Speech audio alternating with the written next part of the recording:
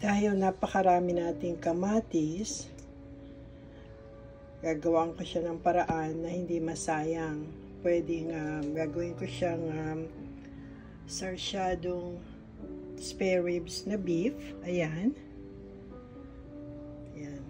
Ito muna unahin ko dahil hinog na siya. At meron pa ako dito. At meron pa akong ha-harvestin next time.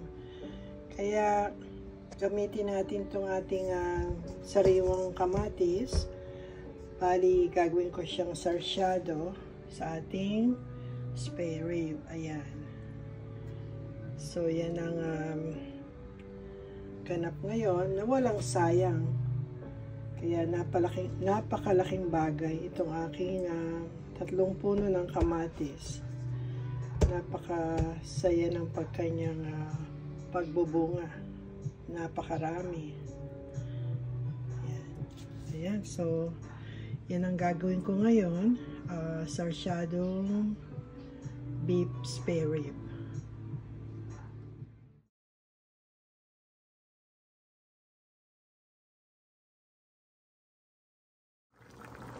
Ayan guys, luto na yung aking sarsyadong spare rib na hinaluan ko ng repolyo.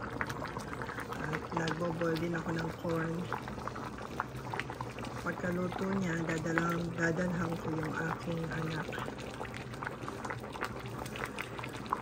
At i-share natin sa kanila para matikman din nila yung aking luto. At yung mais na nabili kong 16 cents per one, share natin sa kanila.